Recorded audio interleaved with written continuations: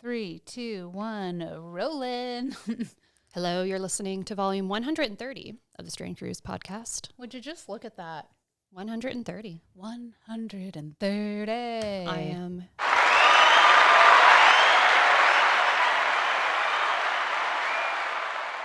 I am Shrew Sletson. I'm Kate Milbury. Welcome back. It's been a while. Yeah, I mean, hey, life gets crazy. We're busy. We're trying to stay up to date. We're putting on shows. We're doing the things. Trying to survive. And we just wanted to do a quick little check-in, say hello to everyone, say a thank you to everyone who's been listening to the show. We've got a lot of new followers, a lot of new listeners. It's been great. Yes. A few weeks ago, we actually saw a stat that we're being listened to in over 50 countries, which is insane to us. But crazy. We love it. So if you're listening and you're watching the show, please let us know below in the comments where you're listening from, how you listen, what your favorite part of the show is, what you'd like to see more of. There are some really interesting countries on that list, like Finland. If you're a Finland listener, we'll come to Finland. You got events, we'll come. Let's go. Indonesia, Russia, maybe stay away from there. No, we just thought we wanted to jump on for a couple moments, keep it real with y'all, check in, see how things are going. And I think, for Sharice and I, we really, we love doing the show, but sometimes we're so busy helping some of our clients, the people in our lives, bands, some of the brands that we help on the side that, sometimes our side project might get sidelined. However, the interesting thing is it usually comes back tenfold with an episode like this, or we've learned a few things about some equipment as a result that make the show better. Yes, exactly. I don't know. We've always been like that from the beginning. Like I know you and I personally have never gotten too hung up. Like, it's especially during like when COVID happened. Like, it's been if it's been almost a month. Like hard times, but decent times for the show. Yeah, right. And, it's our side project, and we at the end of the day, side project. It's more than a side project. It's a passion project. Our life. Really. It's my life. It's now or never. I don't want to live forever. Man. Concerts should have brought Bon Jovi. Just saying. We're sleeping on Bon Jovi. Anyways, Speaking of making the show great, this is the time where we say thank you to our producers, to our sponsors, to the people who help make this show what it is. And, honestly, wouldn't be able to do the show without the producers that help us make it. And whether you're someone that, follows us on social, is a regular patron producer, just helps us distribute the show more, we really do appreciate it. So a really quick thank you to Matt Letson, a.k.a. my cousin Matthew, Michael Hawkins, Colin Walshoots, James Mullinger, Corey McGill of McGill's, Chuck Healy, Mary Roach, Glenn Hicks at U Station. Shout out to U Station. Brent Harris of the St. John II Library, Brendan Parker, Jennifer Irving, Greg Hemmings, and our newest patron, John Adam Ian. Thank you so much for your support of the show. Yeah, thank you all so much. Some of you have been with us since we launched our Patreon. Some of you are brand spanking new. Thank you so much. We wouldn't still be doing this without you all.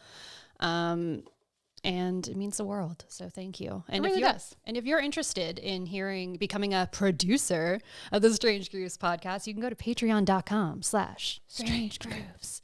And you can become one for as little as $3 Canadian, I think. Yeah. Around there. It's our cheapest tier. You get to hear your name at the beginning of every episode or at some point during the episode. And we also have other perks and packages as well if you want to give us Dylan stickers. And he says you should buy them because they are hot ticket items right now. They are. They're hot so reach out items. if you want a sticker. Yeah, limited quantities. And but I mean, on top of that, we don't have much tea to spill. We do have some. But we do have some. And what's been kind of interesting is Sharice and I, we've been working really hard at the show. And I think for us, this year is going to be a little bit different. And we've been saying that over the past few solo episodes with just each other, that we're really looking at growing the show, going different places, going on the move in some other places, maybe Finland, maybe United States, maybe other places. Hint, hint. Hint, hint. You just never know where Strange Grooves is going to go. And, you know, if you stay tuned to our socials over the next couple of weeks, who knows? You might just come on a little journ burn with us. Journ burn. I used to call it that in high school when we'd go and smoke little doobies behind the mall. Yeah. Lunch hour. Yeah. Journ burn. Well, you know, there was a lot of trees and a lot of coverage back then in that area behind the mall. Were you a behind the mall visitor? Which Mall are we talking? Like McAllister Mall, like outside of Toys R Us, you go all the way to so like where Harvey's and all that is. You literally there were shopping carts, and you would jump the creek and like smoke doobies and hang out. Now it's a St. Hubert and Weight Watchers or something. And Sleep Country. Yeah, I mean, shout out to Harvey's; they got pretty good hot dogs. Just saying. Yeah. Anyways, that really went off the rails. But anyways, all that to say that. Strange Grooves really is an outlet for Charisse and I. And if we didn't have it, I don't know really how the last 5.5 years would have gone. We keep seeing things pop up on our timelines about milestones about the show or about past guests. And I think it's so easy to get caught up in the day. Yeah. And also it's easy enough to say, oh, reset, take a deep breath, you know, wake up tomorrow. It's a new day. Speak for yourself. And it's like, yeah, no, if I want to feel granola-y and happy and crunchy, I'll do that on a day I'm feeling it. But on days where I'm not feeling it, it's hard. And I know, and I think this is a really important moment for us to be like more real with the people who listen to us as well. We see your posts. We see a lot of what you're sharing. And I think a lot of Charisse and I were both very empathetic people.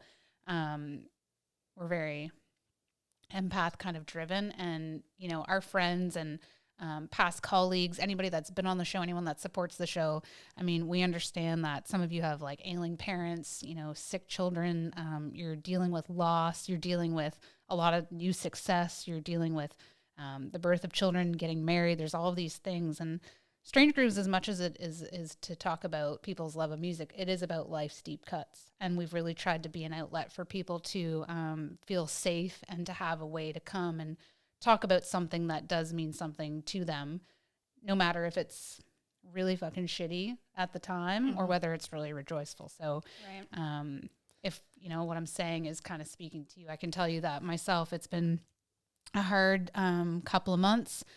I share my life, you know, pretty publicly, but I only share what I want to share. Yeah, most people do, right? It's a highlight reel a lot of the time. And I've got, you know, an entire other life that I don't share, very, very private. And so I think a lot of what people see is us, you know, doing the show, hanging out with our pets, doing the cool work shit, but we don't necessarily keep it real. And I'm not trying to state for you. I'm just saying that in general, it's easier to want to share those good moments instead of maybe bringing people down or being a downer. Or, you know, for me, my highs are so high, my lows are so low that if I share low, I'd be kind of grinched out that it would be so fast gone that I'd want to take down the low moment. But I think it's those times that I'm starting to see my friends, my past colleagues in a different light based on how and what they're sharing. Yeah.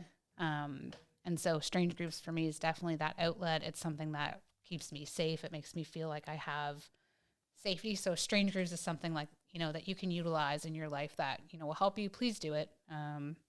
We're here for you and we're here to talk. And if you ever want to call in or talk about how, you know, maybe there's a certain song or an album that's been really, you know, good for you or really hard on you, but maybe you just want someone to talk to about it, we can be that silo. So I got a question for you. Yeah. During the, you know, the lows, as you called them, what are some of the albums or songs, I'll keep it broad, that you find yourself turning to again and again? Well, I think that's a hard question to answer, and only because it really depends on, am I going to lean into the mood or am I going to try to put on something completely different and try to snap out of it? But like, I guess if you're going to be a sad bee, an emotional gangster, what are you going to do? The immediate is either Rotten Apple or Nutshell by Alice in Chains immediately. Just immediately, and it's not good, but it's also very good songs. Anything, you know, Nirvana, not because they're down songs, but it takes me back to a time where I was learning how to be independent, how to care about myself, and how to put certain needs ahead of others. Right. And I think it's important to kind of remember we only have each other, and you got to be there for for yourself to pick yourself up. So when you're feeling like absolute garbage, I mean, maybe put something on that's the polar opposite and it'll help you kind of get it out. For me, it's a lot of like, honestly, like Cancer Bats, like anything that really pumps me up that's like kind of riggy diggy, that's what will actually help me get out of it. But if I'm leaning into it, it's straight up into the grunge. Because I think there's a lot of associated with like, you know, newfound like depression, stuff like that. When we look at like Chris Cornell, Chester Benningfield, like all of these folks that we knew made music that are part of like me growing up, thinking about, you know, them having families and dealing with, you know, the feelings that they were having and then ultimately what happened. I think I tried sometimes to stay away from that when I'm feeling really, really down. So I don't know if that really answers your question, but I try to riggy diggy as much as possible when I'm in a really, really bad mood, because it kind of gets me like, instead of like really angry. And I find if it's too manically happy, I just get more enraged. So if you were to put on like Katy Perry or something like that, like no. NSYNC maybe though. It'll take me right back, because I'm very memory driven. So what about you? Well, I've said this before, you know, there's a Bob Dylan song for every single human emotion. So I usually will pull one of his depending on what it is. Is it heartbreak? Is it, you know, if I'm pissed off? There's songs for that too. But then there's some that I'm thinking lately. Karen Dalton, been very much into her over the last year. I got her album recently. Second Spin got it in. It's a very rare one. I like left work in the middle of the day to go grab it. Bill, if you're listening, she apologizes. Oh no, I put it in the team's group chat. I was like, guys, I love you, Bill. I need to go get this record right now. BRB. And they're just, you shared it in the Your chat. Your productivity was through the roof after. I'm like, gosh, you don't understand. You know, what's interesting too about like, you know, about music is we said that sometimes like depending on where you're at in the life, is, you know, at times you can really, I don't know, spill yourself over into directions you don't necessarily want to. And like, for example, some of my favorite songs that I've discovered even in the past year, I've shown to people that I'll never get to talk to again. So I choose not to listen to those songs, because it brings on this like, and I love, but then it's kind of a problematic thing. And I think everybody has those kinds of songs. So if you've been married before and maybe you're divorced and you listen to your old wedding song, or maybe it's a song you dance to with your prom date, or you know, maybe it's something of when someone passed away. Like there's these things that are tied specifically to moments. Yeah. And that's a thing. Like, so Karen, I'll get back to, because I was on to say Karen Dalton's one. But that's like ones if you want to sit in with it and be like, she will like rip, even if you're not even sad, like it just rips your soul apart in the best way possible. Yeah. And, what did I say? Sometimes some Marianne Faithfull, sometimes, certain songs of hers in her track list. And,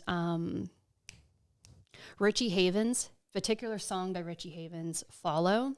I have a hard time getting through that song. I won't get into why, but if you want a song that like gets you in the feels, it's beautiful. Yeah. But listen to it. To your point about songs that you kind of associate with memories and you don't want to listen to again.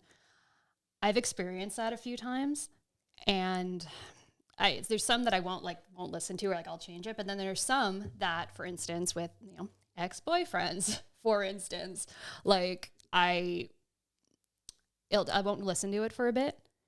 And then I'm like, you know what?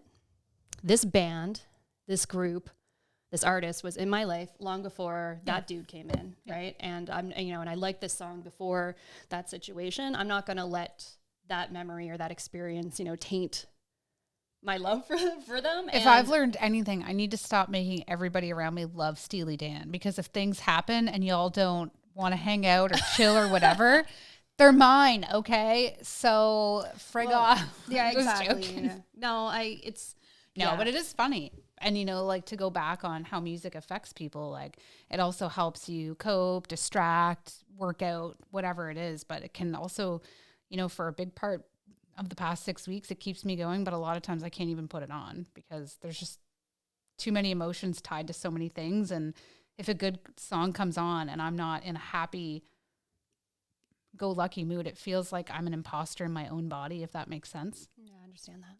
And I think that, I think that's kind of where I was going with how people share online, how they're sharing about music. Like, it's really easy. I see my friends and close friends all the time sharing things about music or whatever.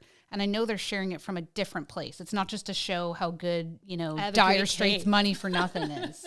Yeah. Do you know what I mean? Or, like there is a reason. There's reasons why, like I was talking to someone today about how artists and bands should be doing their coming soon announcements. Right. And it should really be about, if you're releasing a new song, for example, instead of just say like, stay tuned, coming now, like, or coming soon or whatever, not coming now, coming soon.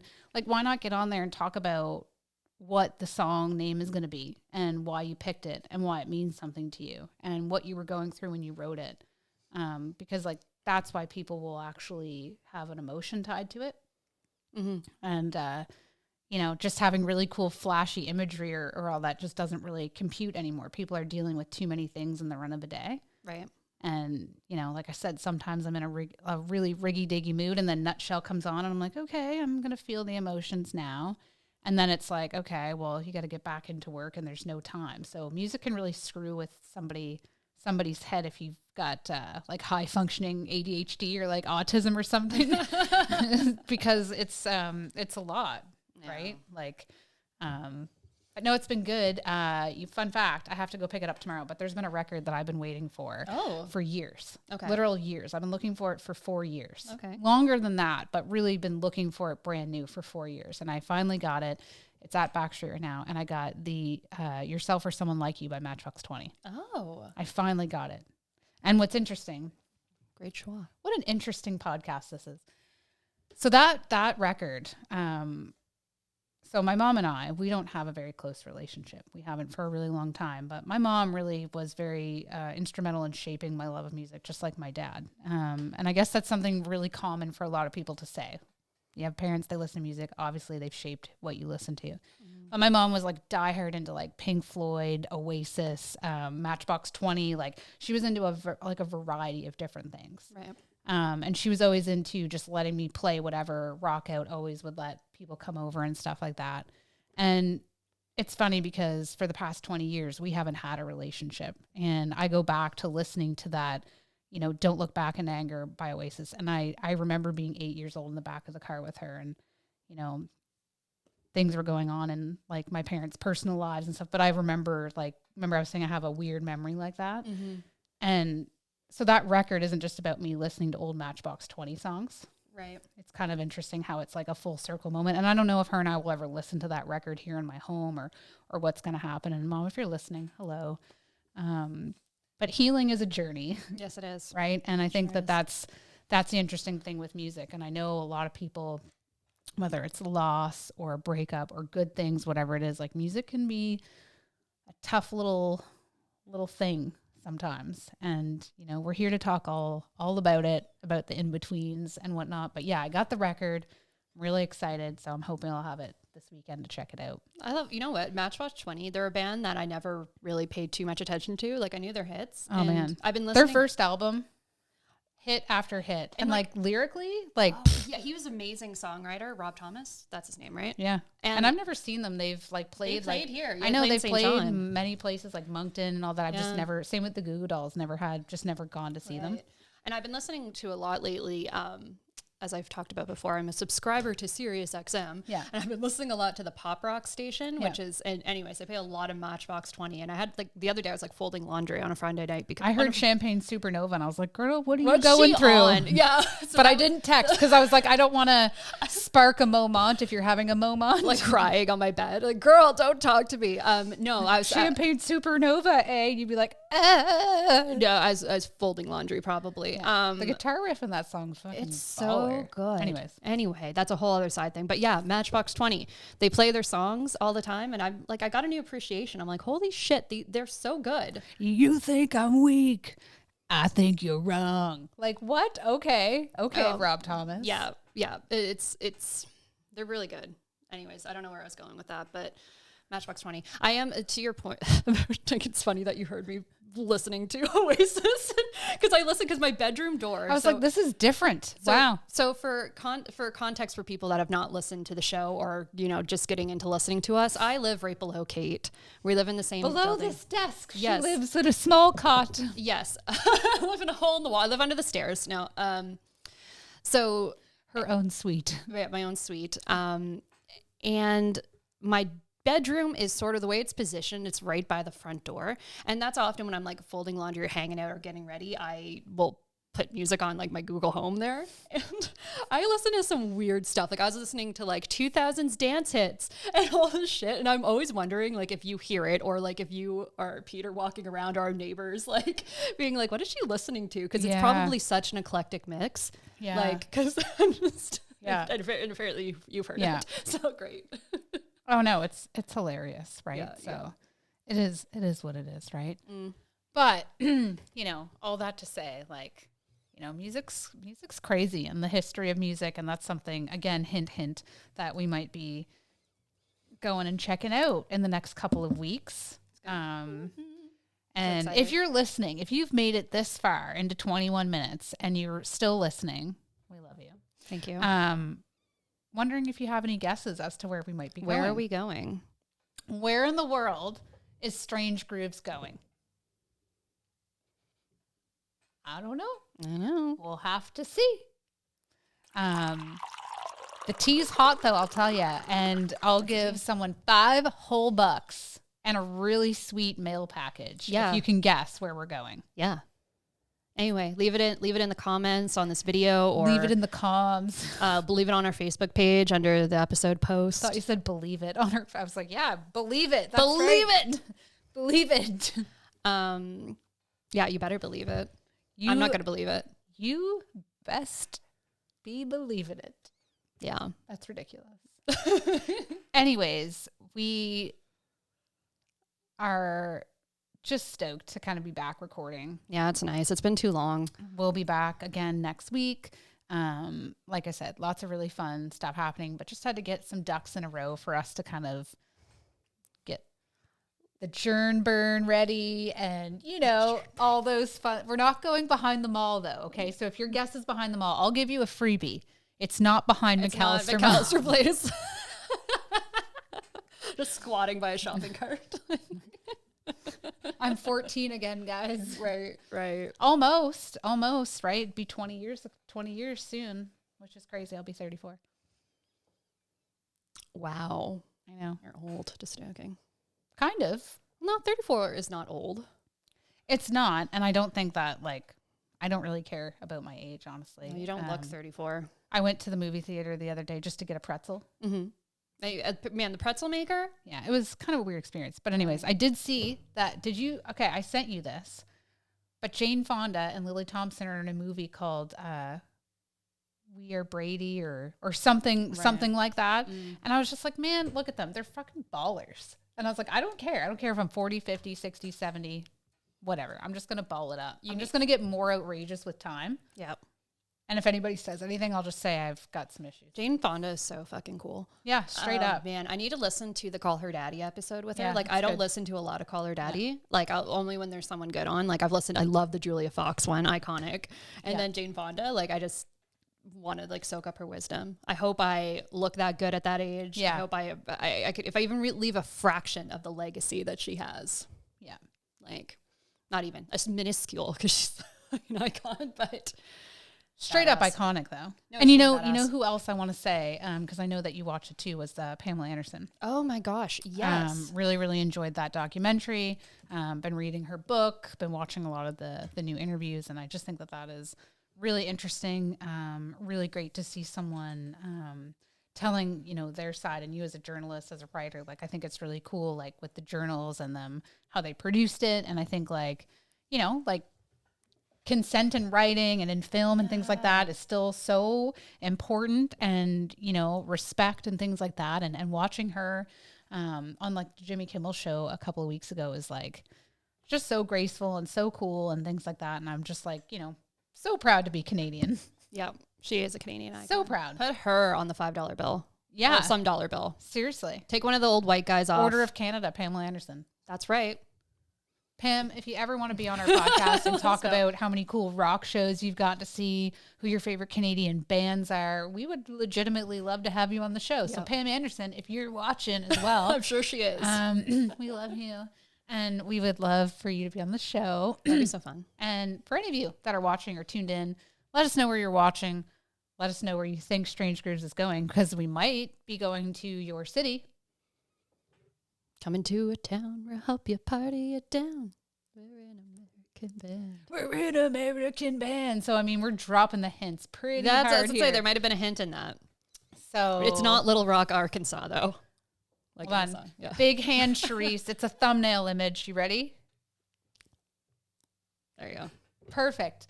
That's what we do as content creators, guys. We do it all in one shot so that we don't have to worry about it. Our poor people that still listen to the audio version, we just made a weird post for the thumbnail. Oh yes, insert alternate text here. Insert alternate text here. Yeah. I actually watched something the other day with alternate captions where it just speaks what's happening instead of watching it. It was really interesting for my brain. Interesting. Yeah.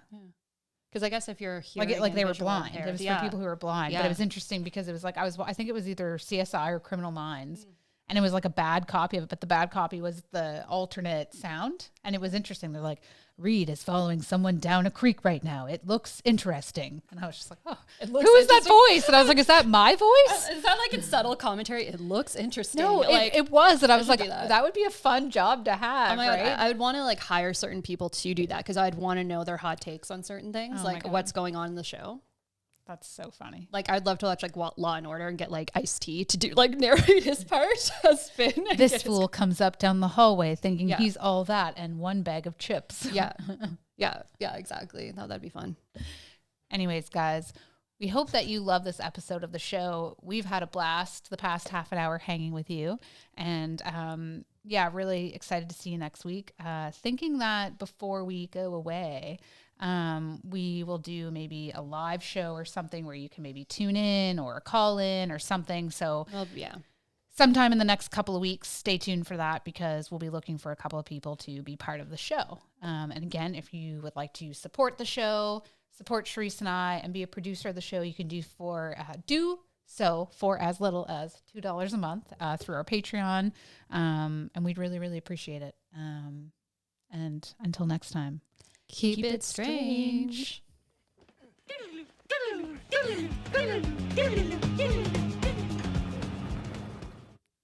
That was dope.